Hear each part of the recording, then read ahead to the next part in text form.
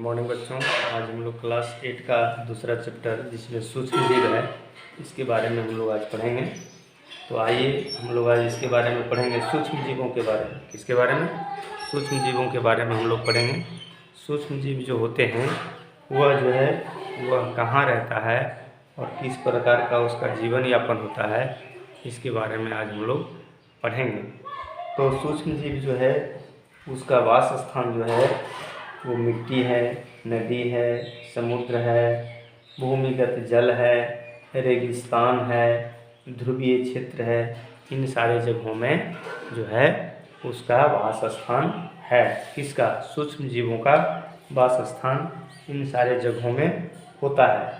तो कुछ कुछ ऐसे सूक्ष्म जीव हैं जो कि वायु की उपस्थिति में अपना जीवन यापन करता है, और कुछ सूक्ष्म जीव ऐसे होते हैं जो वायु की अनुपस्थिति में भी अपना जीवन को यापन कर लेता है। तो वैसे सूक्ष्म जीव के बारे में हम लोगों को जानकारी प्राप्त करना है, उसे हम कहेंगे क्या? वैसे सूक्ष्म जीवों को हम लोग क्या कहेंगे? हम लोगों के शरीर में बहुत सारे सूक्ष्म जीव हैं, जानवरों के शरीर में भी बहुत सारे सूक्ष्म जीव हैं।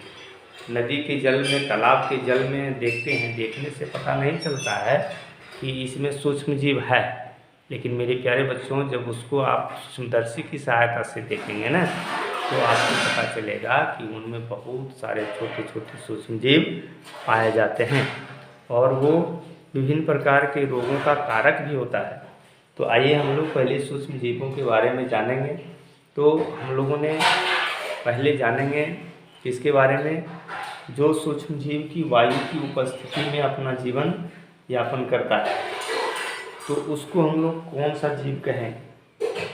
वैसे जीव जो वायु की उपस्थिति में अपना जीवन यापन करता है उसको वायवीय या ऑक्सी कहेंगे।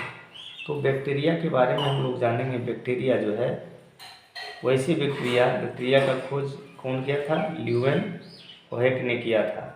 कब किया था? क्योंकि पीछे की क्लास में हम लोगों ने पढ़ा है, ल्यूवेनहोएक ने 1676 ईस्वी में बैक्टीरिया की खोज किए थे।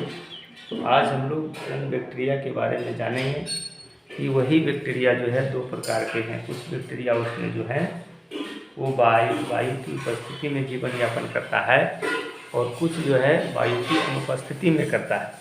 तो हम लोग देखेंगे कि उसका किस तरह से उसको परिभाषित किया गया है। तो बैक्टीरिया, किसके बारे में? बैक्टीरिया के बारे में हम लोग आज जानेंगे। तो इसमें पहला जो है वो वायवीय या ऑक्सी बैक्टीरिया किसे कहते हैं? वायवीय या ऑक्सी बैक्टीरिया। वायवीय या ऑक्सी बैक्टीरिया, एरोबिक बैक्टीरिया इसको बोलते हैं। क्या बोलते हैं? एरोबिक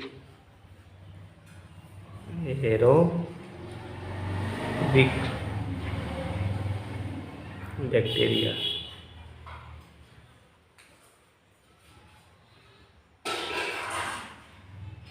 एरोबिक बैक्टीरिया जो है ये वायवीय या ऑक्सी बैक्टीरिया को एरोबिक बैक्टीरिया कहते हैं।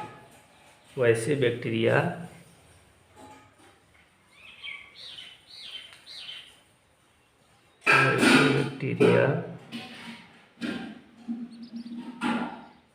जो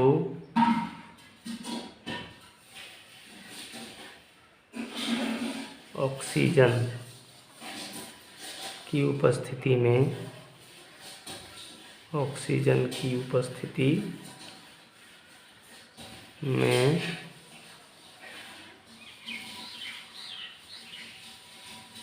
क्रियाशील, ऑक्सीजन की उपस्थिति में क्रियाशील रहते हैं। वायवीय या ऑक्सी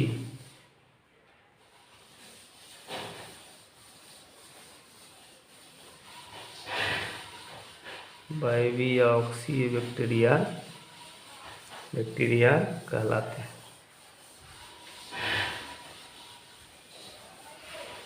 वायवीय ऑक्सी बैक्टीरिया कहलाते हैं। जो ऑक्सीजन की उपस्थिति में क्रियाशील होता है उसे कहते हैं। दूसरा जो बैक्टीरिया है उसको बोलते हैं अवायवीय, अवायवीय या अनॉक्सी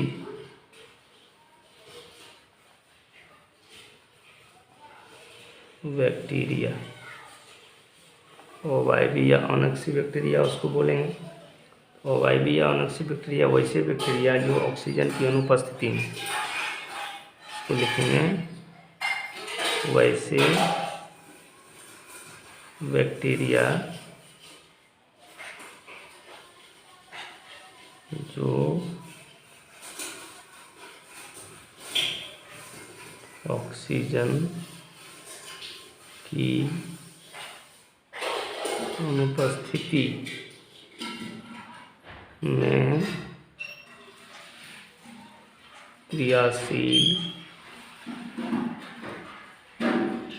रहते हैं उसे क्या बोलते हैं? अवायवीय, अवायवीय या अनॉक्सी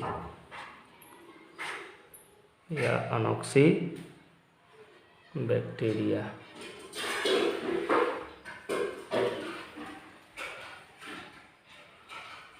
कहते हैं।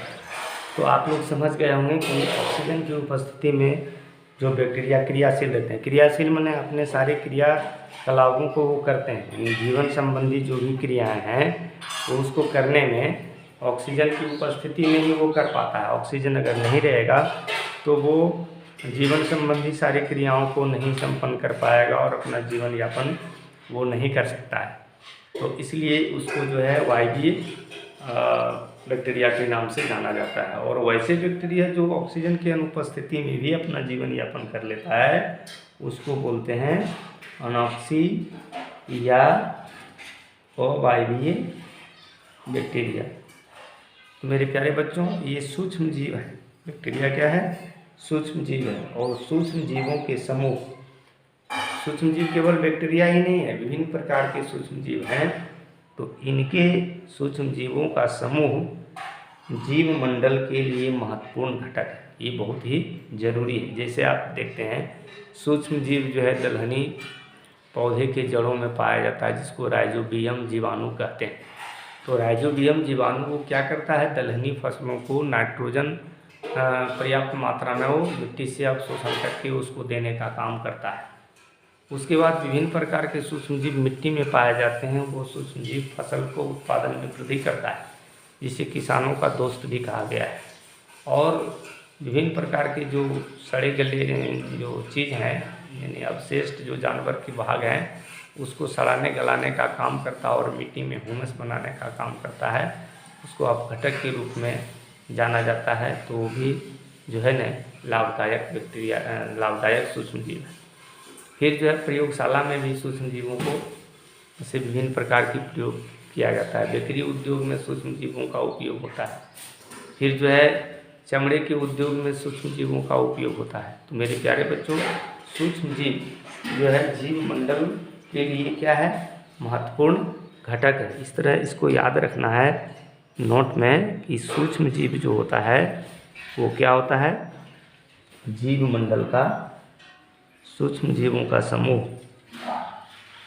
सूक्ष्म जीवों का समूह जीव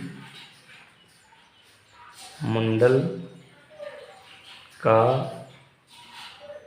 महत्वपूर्ण घटक है। यानी सूक्ष्म जीव जो है ना वो क्या है? वो जीव मंडल का महत्वपूर्ण घटक माना गया है। इसको प्रयोगशाला में भी तैयार किया जाता है। तो प्रयोगशाला में तैयार करके सूक्ष्म जीव को रखा जाता है। इससे विभिन्न प्रकार के प्रयोग की क्रियाओं में इसे सम्मिलित होकर के जो है उसको जो है प्रयोग किया जाता है और इसके द्वारा उसका जो है वृद्धि विकास करके जो है विभिन्न प्रकार के लाभ को सूक्ष्म जीवों के द्वारा प्राप्त किया जाता है। तो सूक्ष्म जीवों को वैज्ञानिक तरीके से तैयार किए जाने की जो प्रक्रिया है उसको बोला जाता है सूक्ष्म जीवों का संवर्धन। तो आइए हम लोग देखेंगे सूक्ष्म जीवों का संवर्धन क्या है। सूक्ष्म जीवों का संवर्धन, सूक्ष्म जीवों का संवर्धन। सूक्ष्म जीवों का संवर्धन क्या है इसको देखेंगे। सूक्ष्म जीवों का होता है कल्चर ऑफ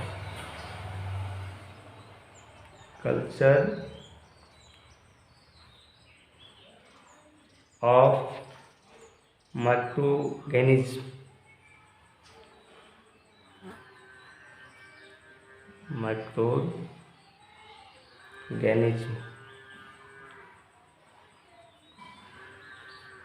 सूक्ष्म जीवों का संवर्धन। इसको इस तरह से लिखेंगे, वैज्ञानिक तरीके से, वैज्ञानिक तरीके से तैयार किए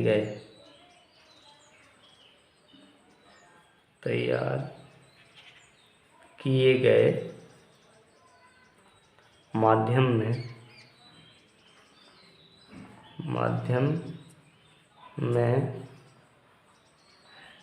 सूक्ष्म जीवों की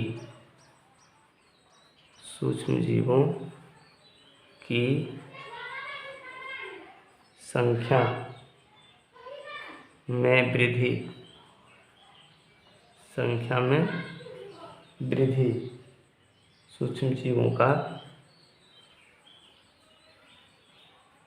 सूक्ष्म जीवों का संवर्धन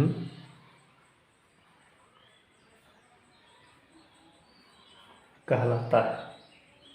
सूक्ष्म जीवों का संवर्धन कहलाता है। तो सूक्ष्म जीवों के विभिन्न जैविक पहलुओं का अध्ययन तथा लाभदायक कार्यों में इसका उपयोग करने के लिए सूक्ष्म जीवों का संवर्धन किया जाता है। वैज्ञानिक तरीका से जो है इसको बनाया जाता है। सूक्ष्म जीवों की वृद्धि विकास के लिए वैज्ञानिक तरीके से सूक्ष्म जीवों की संख्या में वृद्धि करने की क्रिया को सूक्ष्म जीवों का संवर्धन कहते हैं। तो इस तरह से हम लोगों ने आज इसके बारे में जाना। इसे तैयार करने का तरीका को आगे के क्लास में सीखेंगे। आज हम लोग देखते हैं कि बैक्टीरिया जो है वो हमारी पृथ्वी पर लगभग 30 लाख वर्ष पहले जो है ये पृथ्वी पर आई और इसकी खोज सर्वप्रथम एंटोनी वॉन लीeuwenhoek ने किया, जो पीछे के क्लास में पढ़ चुके हैं। लीeuwenhoek ने ये खोज किए थे, बैक्टीरिया की खोज। तो ये जो है बैक्टीरिया एक कोशिकीय जीव, क्या है? एक कोशिकीय जीव है। बैक्टीरिया के बारे में पूछा जाएगा कि ये कौन सा जीव है, तो एक कोशिकीय जीव है। इनकी रचना अन्य जीवों की तुलना में सबसे अधिक सरल होती है और इनके शरीर का औसत माप 1.25 माइक्रोन से लेकर के 0.15 माइक्रोन की होती है। तो ये जो है ये दंड के आकार का होता है। मनुष्यों और जंतुओं में मनुष्यों के जीवित या मृत शरीर में ये पाया जाते हैं। बैक्टीरिया मनुष्यों के जीवित या मृत शरीर में भी पाए जाते हैं। तो आज हम लोग देखेंगे बैक्टीरिया के बारे में कि ये आकार और संरचना के आधार पर इसको कितने भागों में बांटा गया है। बैक्टीरिया आकार और संरचना यानी बनावट, संरचना का मतलब बनावट, उसका बनावट और आकार के अनुसार इसको 4 भागों में बांटा गया है। लिखेंगे, स्टार देके इसको, आकार एवं संरचना आकार एवं संरचना के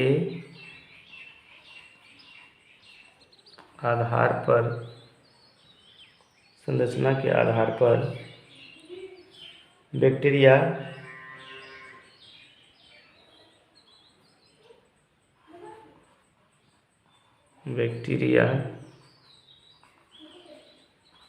निम्नलिखित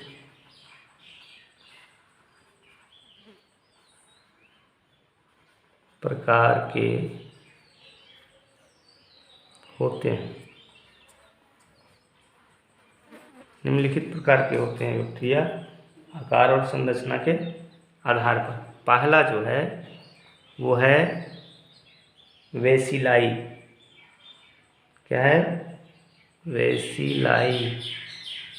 वेसिलाई जो है ये बैक्टीरिया का नाम है। दूसरा जो है उसको बोलते हैं कोकाई। क्या? कोकाई। बेसिलाई, इसको बोलेंगे सिंगुलर बेसिलस भी। Bacilli, वेसिलाई,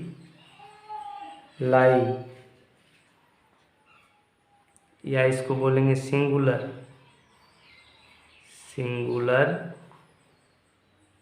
bacillus. Singular bacillus. दूसरा कोकाई।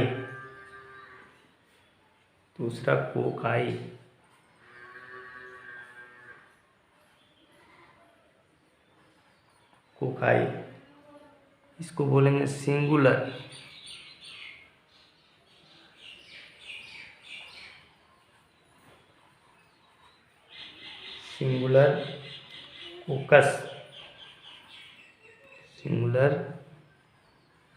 कोकस। तीसरा जो है वो है स्पाइरिला।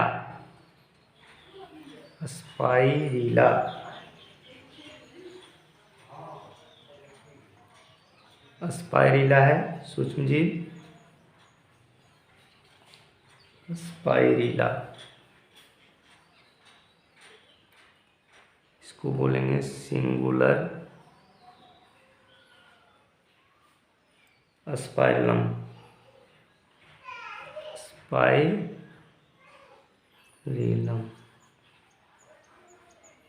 और चौथा जो है वो है विब्रियो।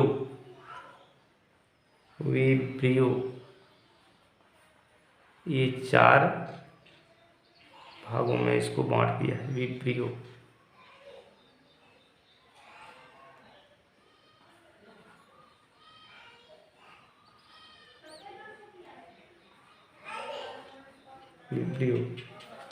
तो इस तरह से आकार और संरचना के आधार पर इसको कितने भागों में बांटा है?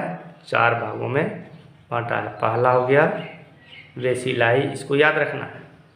याद रखने लायक बात है ये कि बैक्टीरिया को आकार एवं संरचना के आधार पर इसको 4 भागों में बांटा। पहला हो गया कोकाई में ये पहला हो गया बेसिलाई में कौन कौन सा जो है बैक्टीरिया पाया जाता है इसके बारे में भी पढ़ेंगे। दूसरा जो है ये कोकाई हो गया। तीसरा स्पाइरिला हो गया। चौथा विब्रियो हो गया। अब इसके अंतर्गत में भी जो है ना बैक्टीरिया का कौन कौन सा बैक्टीरिया और किस में पाया जाता है। चूँकि हम लोगों ने पढ़े हैं कि ये मनुष्यों और जंतुओं के जीवित शरीर और मृत शरीर में भी ये बैक्टीरिया पाया जाता है। तो ये पालतू पशुओं में भी पाया जाता है और जो पालतू पशु नहीं है उसमें भी पाया जाता है। तो ये जो है हम लोग जानेंगे ये बैक्टीरिया किस तरह से वो जीवित प्राणी के शरीर में, मनुष्य जानवर के शरीर में होते हैं और कौन कौन से रोग ये उत्पन्न करते हैं इसके बारे में भी जानेंगे और आकार के बारे में जानेंगे। तो आज हम लोग इतना ही समझ करके इसको केवल याद करना है कि बैक्टीरिया जो है वो आकार और संरचना के आधार पर जो है वो 4 प्रकार के होते हैं और वायवीय बैक्टीरिया और अवायवीय बैक्टीरिया के बारे में, यानी जो ऑक्सीजन की उपस्थिति में यानी वायु की उपस्थिति में क्रियाशील होते हैं उसको वायवीय बैक्टीरिया, और जो ऑक्सीजन की अनुपस्थिति में क्रियाशील होते हैं उसको अवायवीय बैक्टीरिया। बैक्टीरिया की खोज किसने किया था, तो इसको याद रखना है, पीछे क्लास में लिखा है। कौन किया था? ल्यूवेनहोएक। ल्यूवेनहोएक नामक वैज्ञानिक 1676 ईस्वी में किया था। कितना दिन पहले बैक्टीरिया का जो है खोज ये पृथ्वी पर हुआ था? लगभग 30 लाख वर्ष पूर्व जो है ये पृथ्वी पर जीवाणु का उद्भव हुआ था। ये मुख्य पॉइंट है, इसको याद करना है। आज की क्लास में इतना ही, फिर हम लोग आगे की क्लास में बैक्टीरिया के बारे में और जानकारी विशेष प्राप्त करेंगे, और इसके साथ हम लोग उसके नामों के बारे में भी जानेंगे कि बेसिलाई में कौन कौन सा बैक्टीरिया है, और कोकाई में कौन है, अस्पाइरिला में कौन है, और विब्रियो में कौन है, और कौन कौन से इसका क्या क्या ये क्रियाओं को करते हैं, किन किन रोगों को भी उत्पन्न करते हैं, कहाँ ये लाभ भी देते हैं, इसके बारे में विशेष जानकारी हम लोग प्राप्त करेंगे। तो आज के क्लास को यहीं समाप्त किया जाता है, फिर हम लोग आगे की क्लास में मिलते हैं।